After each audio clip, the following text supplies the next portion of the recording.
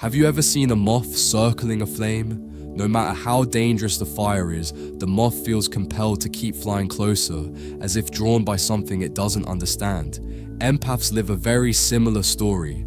They are drawn to certain kinds of people, not because it's safe, not because it's healthy, but because something in the empath's heart believes they can heal what's broken. They move closer and closer, even when it burns.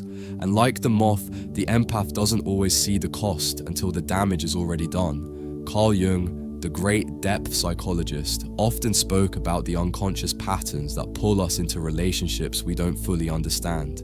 He explained that we don't just meet people, we meet parts of ourselves reflected back to us. For empaths, this reflection often comes through the very people who drain them, use them, or keep them stuck. It's not random, it's not coincidence, it's an unconscious dance where the empath unknowingly steps into the role of the rescuer while the other plays out their own script of suffering, manipulation, or despair. Imagine walking through a crowded street market. Everywhere you turn, voices are calling out. Some are selling bright fruits, others are offering gifts, and some are crying for help. Most people pass through without stopping, but the empath can't help it. They hear the cry in the background, the one voice drowning in noise, and they stop. They turn toward the person no one else notices. They lean in, they give, and they rescue. And while this seems noble, Jung would warn that it's also a trap, because in rescuing others, the empath risks losing themselves. This video is not about blaming the empath, it's about awakening them. It's about pulling back the curtain on the hidden roles empaths play when they unknowingly rescue the wrong people. There are 7 types that show up again and again, each with their own story, their own mask, and their own way of drawing the empath into their world.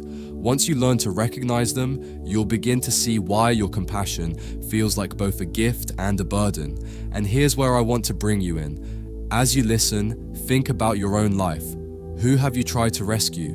Who drained your energy no matter how much you gave? Drop your story in the comments. I promise you're not the only one. Empaths often carry these stories in silence, believing no one else could possibly understand. But this community is proof that you're not alone. Someone will read your comment and see their own reflection in your words.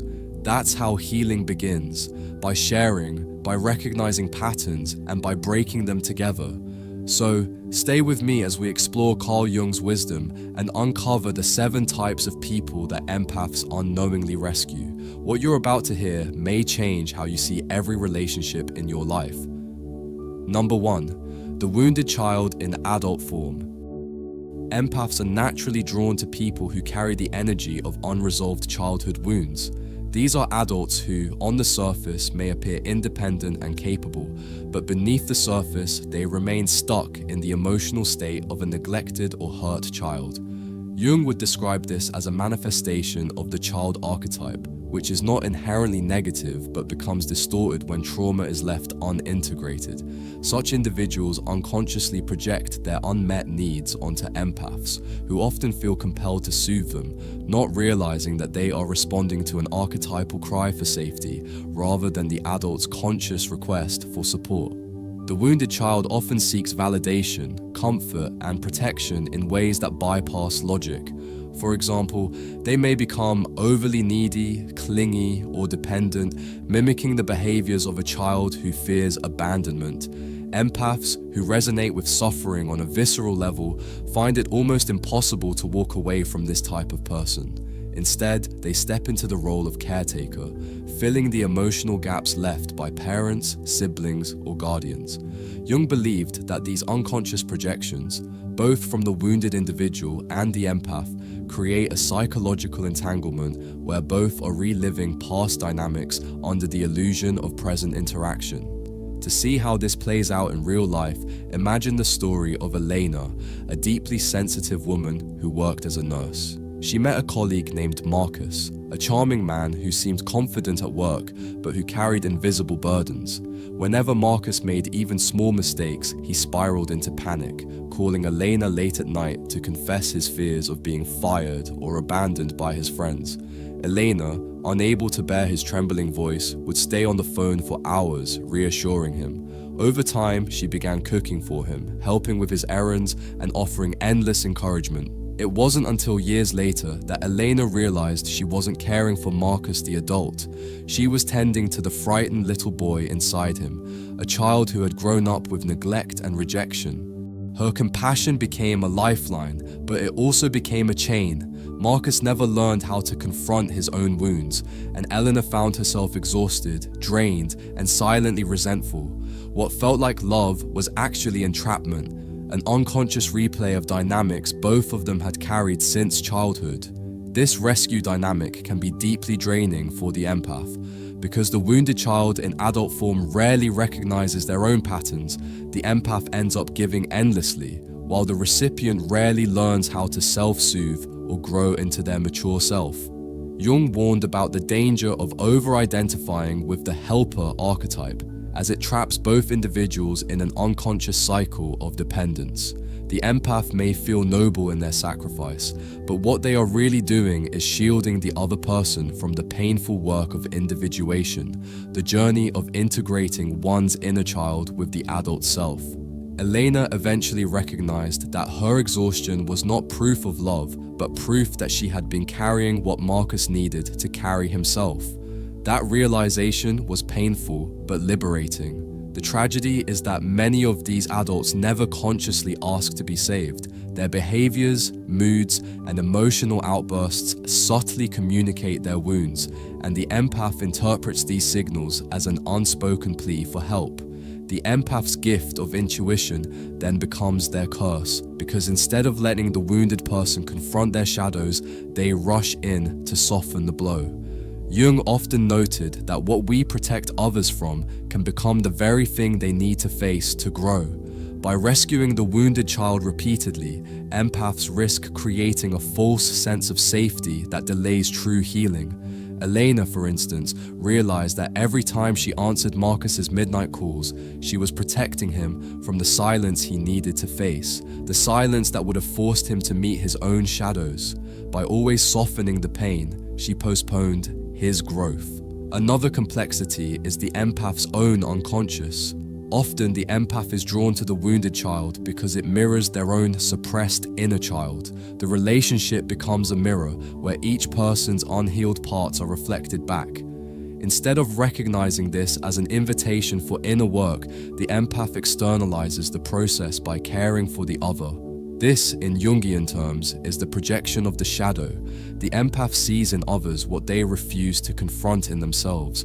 The more they try to heal the other, the more they are unknowingly attempting to heal the neglected aspects of their own psyche. Elena's devotion to Marcus wasn't only about him, it was also about her. She had grown up caring for a depressed mother, and Marcus's brokenness activated the same script. Her rescuing wasn't just about Marcus's pain, it was about her own unacknowledged wounds, playing out in disguise. Ultimately, rescuing the wounded child archetype keeps both individuals trapped in an unconscious bond. The empath feels needed but drained, while the wounded adult feels temporarily comforted but never transformed. Jung's perspective would challenge the empath to withdraw their rescuing instinct and instead encourage the wounded adult to face their own inner child directly. Only then can both individuals move toward individuation, where empathy no longer means sacrifice, but conscious recognition of shared humanity. Elena's story demonstrates this shift. When she finally stepped back, refusing to be Marcus's emotional crutch, he struggled, but it was precisely that struggle that pushed him to seek therapy and begin his own healing. Elena, in turn, found freedom in redirecting her empathy inward, offering herself the care she had always given to others. In this way, what began as a cycle of unconscious rescue became, through awareness, a path toward individuation for both. Number 2. The eternal victim. Among the most exhausting personalities that empaths unknowingly rescue is the eternal victim. These individuals live in a constant state of blame, despair, and helplessness. For them, life is an endless series of unfair events, and they carry the archetype of the victim so fully that it defines their identity. Jung understood this as a form of archetypal possession, where a person is overtaken by one pattern of behavior to the exclusion of growth. To the empath, the victim's suffering feels raw and unbearable, prompting them to offer comfort, encouragement, or practical solutions. Yet no matter how much is given, the victim resists transformation because their unconscious identity depends on remaining powerless. Victims often radiate a subtle invitation: save me. They talk about how others have wronged them, how fate has cursed them, and how no matter what they try, nothing changes. For the empath, who is naturally oriented toward healing, this narrative acts like a magnet. They feel compelled to step in and provide emotional rescue, thinking that perhaps their support will finally lift the victim out of their despair. But this is an illusion. Jung emphasized that the victim archetype serves a psychological function. It shields individuals from the terrifying responsibility of self-agency. By remaining powerless, they avoid confronting their shadow, their repressed anger, and their fear of failure. The empath's involvement often intensifies the problem. The more they attempt to empower the victim, the more the victim clings to their helpless identity. It becomes a paradoxical relationship. The empath gives energy, but the victim unconsciously drains it to reinforce their sense of dependency. This is why many empaths feel exhausted after being with such individuals. They are pouring life force into a vessel designed never to hold it. Jung described this as an unconscious energy exchange, where one person feeds on the psychic resources of another without ever transforming. The victim's allure lies in their appearance of vulnerability. Empaths are deeply sensitive to suffering, and the victim archetype amplifies suffering into a life narrative. By rescuing them, the empath feels temporarily heroic, but the cycle quickly becomes toxic. Every new problem, every new disappointment pulls the empath back into the role of rescuer. Instead of offering solutions, the victim only deepens their lament. Jung would caution that this cycle prevents individuation because both individuals are acting out unconscious archetypes rather than engaging as whole, responsible selves. A powerful example of this can be seen in the story of Daniel, a kind-hearted empath who prided himself on being the rock for his friends. One of his closest companions, Claire, constantly spoke about her misfortunes, bad bosses, failed relationships, financial struggles. Daniel would stay up late at night coaching her through every crisis, even lending her money and rearranging his schedule to help. For a time, Daniel felt noble, as though he was her lifeline, but months turned into years and nothing ever changed. Each time Claire's situation seemed to improve, a new catastrophe would suddenly appear, plunging her back into despair. Daniel eventually realized he was more invested in Claire's healing than she was. The moment he stopped offering constant rescue, Claire's response was not gratitude, but anger. Anger that he was no longer feeding her victim identity. It was then Daniel understood Jung's warning. By rescuing the victim, he was only helping her remain exactly where she was. An important nuance here is projection. Empaths often have a hidden victim within themselves, an aspect of their psyche that feels powerless, unseen, or wounded by life. When they encounter the eternal victim, they project compassion outward instead of confronting their own inner helplessness. This dynamic explains why empaths feel such a deep emotional pull toward victims. They are unconsciously attempting to rescue themselves. Jung stressed that projection is the key to self-knowledge. By withdrawing projections, the empath could see that their urge to rescue comes from their own unresolved pain. Daniel, upon reflection, saw that part of his attraction to helping Claire came from his own childhood. He had grown up in a home where he was taught to stay silent about his pain. By saving Claire, he was really trying to save the silenced child within himself. Breaking this cycle requires courage. The empath must recognize that rescuing the victim only reinforces their powerlessness. True compassion means stepping back and allowing the victim to confront the weight of their own choices. Jung would insist that individuation cannot occur without responsibility, and by constantly shielding victims from their pain, empaths unknowingly sabotage their growth. The only way out is for both parties to reclaim their projections, face their shadows, and stop using suffering as a substitute for transformation. Daniel eventually set boundaries with Claire, Not out of cruelty, but out of love. Without his constant rescue, Claire was forced to face her own patterns. It was painful for both of them, but it opened the door for Daniel to grow stronger and for Claire to finally glimpse the possibility of real change. Number 3. The hidden narcissist. Not all narcissists appear grandiose, arrogant, or self-absorbed. Some hide behind masks of humility, charm, or apparent vulnerability. Jung might describe this as a distorted manifestation of the persona archetype, the mask presented to the world. The hidden narcissist appears harmless, even kind, but beneath the surface, their relationships are built on subtle manipulation and extraction of emotional energy. Empaths, who are naturally trusting and generous, are especially vulnerable to this type.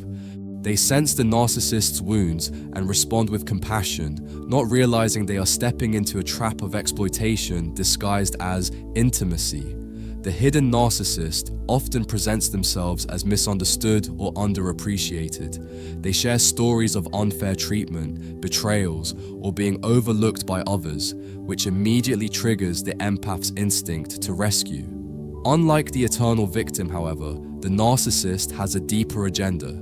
They crave admiration, validation, and emotional supply to maintain their fragile ego. The empath's nurturing attention becomes the perfect fuel. Over time, the empath notices a pattern. Their energy is constantly directed toward uplifting, defending, or soothing the narcissist, while their own needs are dismissed or ignored. One of the most dangerous dynamics between empaths and hidden narcissists is gaslighting. Because narcissists struggle with self-awareness, they manipulate reality to preserve their ego. Empaths, who tend to doubt themselves and prioritize harmony, are more likely to internalize blame when conflicts arise. They believe they must not be giving enough, caring enough, or understanding enough. Jung would call this a projection inversion. The empath projects their sincerity and honesty onto the narcissist, while the narcissist projects their denial and avoidance onto the empath. The result is psychological confusion that keeps the empath trapped in the rescuer role. The empath often mistakes the narcissist's fragility for authenticity. When the narcissist reveals moments of sadness or insecurity, the empath interprets this as proof of depth and vulnerability. But Jung would caution that these glimpses are often manipulative ploys, part of the narcissist's unconscious defense mechanisms. By selectively showing weakness, they ensure the empath doubles down on caregiving, deepening the unconscious bond. The empath's rescue instinct, therefore, is not born of true connection, but of responding to archetypal manipulation. Over time, the empath becomes emotionally depleted. They realize they are constantly rescuing someone who never reciprocates, who demands endlessly but gives little in return. Yet breaking away is incredibly difficult because the empath feels responsible for the narcissist's well-being. Jung's insight into the shadow becomes crucial here. The empath must recognize that their need to rescue may hide a secret desire to feel powerful, needed, or morally superior. By facing this shadow, they can disentangle themselves from the narcissist's web. Ultimately, rescuing the hidden narcissist prevents both parties from growing. The narcissist avoids confronting their emptiness by consuming the empath's energy, while the empath avoids confronting their shadow by pouring themselves into another. Jung's guidance would be clear.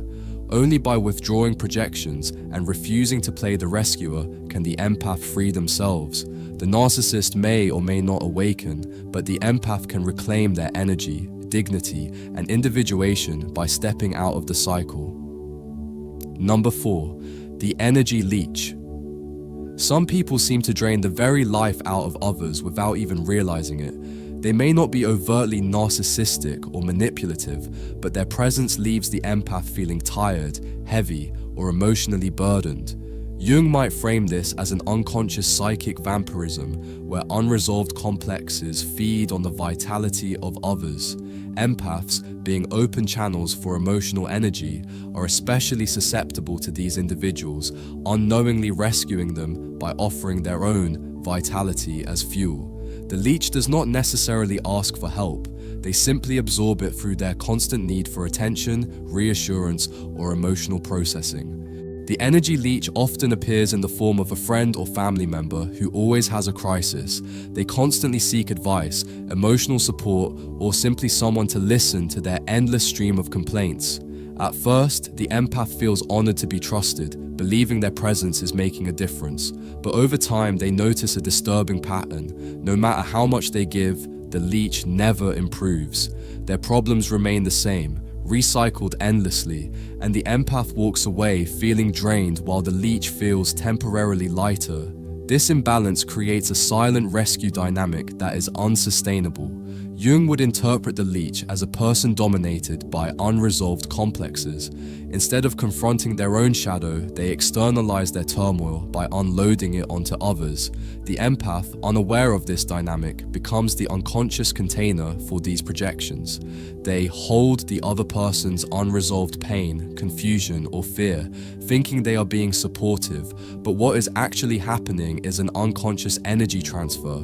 The leech offloads psychic burdens while the empath unknowingly absorbs them.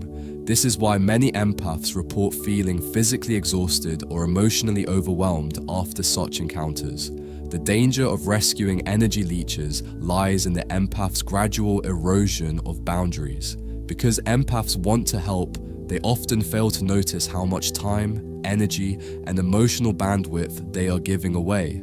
The leech, accustomed to this dynamic, becomes dependent, seeking out the empath whenever they need relief. Jung's concept of individuation reminds us that every individual must carry their own psychic burdens. By rescuing the leech, the empath delays this necessary process. The leech never develops resilience because someone else is constantly carrying the weight. For the empath, part of the shadow work is confronting their fear of saying no. Many empaths equate boundaries with cruelty, believing that withdrawing support makes them selfish. But Jung would argue that rescuing others at the expense of oneself is a form of shadow projection. It masks the empath's hidden desire to feel valuable through sacrifice. By recognizing this, the empath can begin to withdraw from the rescue cycle, not in anger, but in awareness. The key is to return responsibility to the leech, allowing them to face their unresolved complexes directly. In the end, rescuing the energy leech is a silent self-betrayal. The empath gives endlessly but loses themselves in the process, while the leech becomes more dependent and less capable of growth. Jung's wisdom would guide the empath to transform their compassion into conscious boundaries, to care without carrying, to listen without absorbing, and to love without losing oneself. Only then can both individuals take responsibility for their own energy, paving the way for individuation rather than unconscious dependency. Number 5. The Martyr of Relationships. The martyr is the person who defines their entire identity through sacrifice. They constantly give, endure, and suffer for others, wearing their pain as proof of love or loyalty. Jung might link this figure to the archetype of the martyr or caretaker, which, when unbalanced, becomes self-destructive. The martyr believes their worth lies in how much they can endure for the sake of others, and so they remain in unhealthy dynamics far longer than necessary. For empaths, the pull to rescue the martyr is powerful because they see themselves reflected in this person's suffering. What the empath doesn't realize is that in rescuing the martyr, they reinforce the very pattern that keeps both trapped. The martyr often tells stories filled with sacrifice, the years they gave to an unappreciative partner, the endless devotion to children who disregard them, or the sacrifices they've made for friends or family who never reciprocate. To the empath, these confessions awaken deep compassion. They want to validate the martyr, to remind them of their worth, and to lighten their burdens. Yet the martyr resists true healing. They cling to their suffering because it defines them. Jung would say they are caught in a complex where the unconscious belief, "I must suffer to be loved," dominates their choices. Empaths unknowingly become rescuers by validating this pattern, reinforcing the martyr's identity instead of helping them transcend it. The relationship between empath and martyr is paradoxical. The empath gives, believing they are helping, while the martyr continues to give endlessly to others, refusing to receive. The empath feels drawn deeper into the martyr's orbit, trying harder to prove that the martyr deserves happiness, but the martyr's unconscious resistance keeps them stuck. Jung would warn that such dynamics often become projections of the empath's own shadow. The empath's inability to stop rescuing reflects their hidden fear that without self-sacrifice, they have no value. Both remain trapped in roles that mirror each other, unable to step outside the cycle of suffering. What makes the martyr particularly difficult for empaths is their moral authority.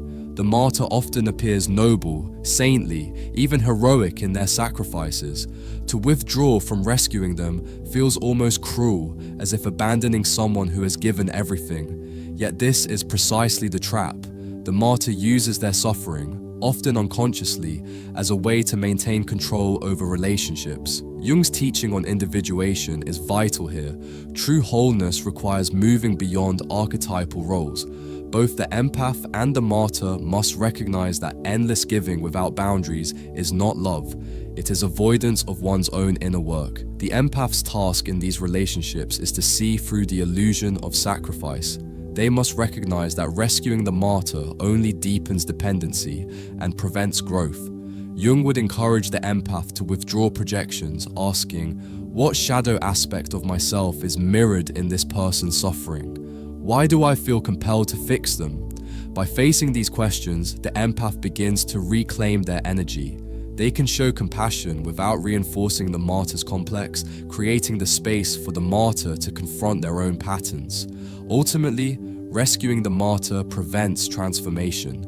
The martyr never learns to value themselves beyond suffering, and the empath never learns to value themselves without rescuing. Jung's insight makes the path clear. Both must face their shadows. The martyr must embrace self-worth without sacrifice, and the empath must embrace love without rescue.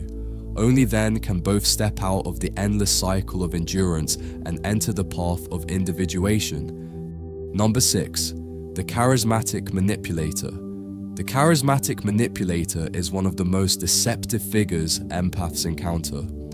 Unlike the hidden narcissist, who cloaks their neediness in fragility, the manipulator uses charm, intelligence, and magnetism to ensnare others. Jung might describe this figure as a distorted trickster archetype, one who bends truth and reality to maintain control.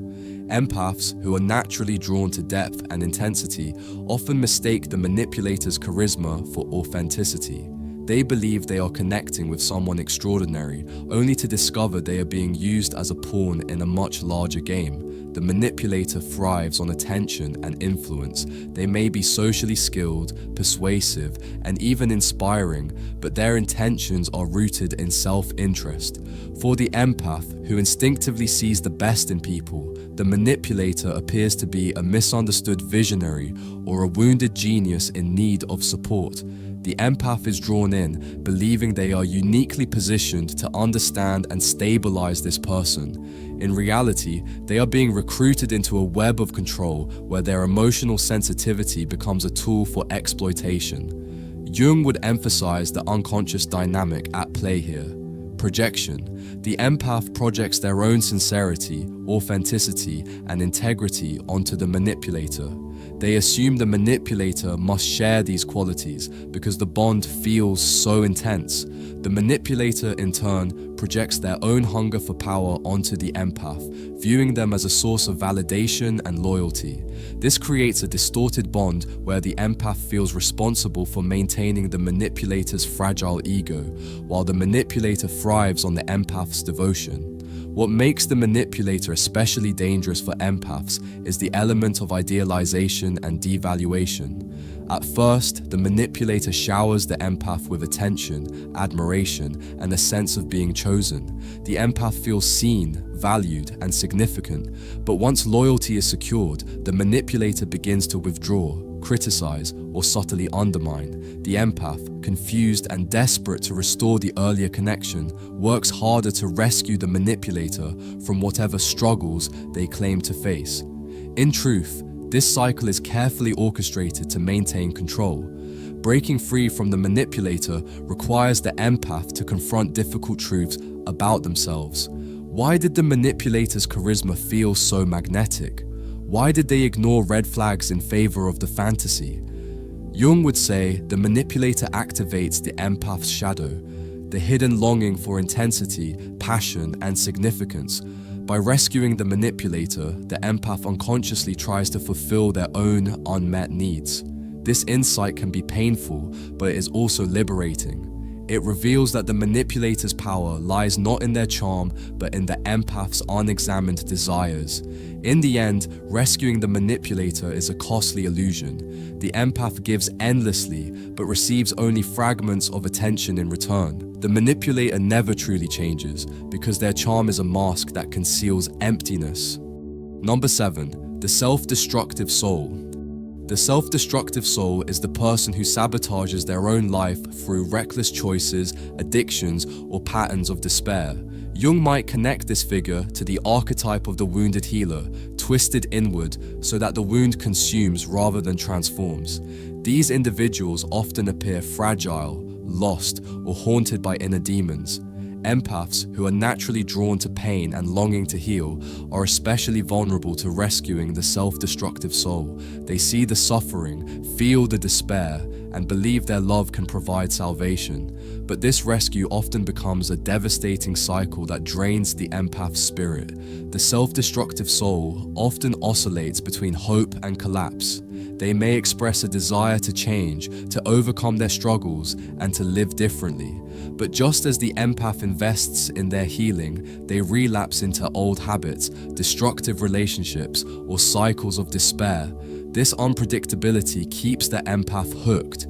Each moment of hope feels like progress, each collapse feels like a setback, and the empath feels compelled to double their efforts. Jung would describe this as the empath being caught in the other person's complex, living out the unresolved trauma of another's psyche.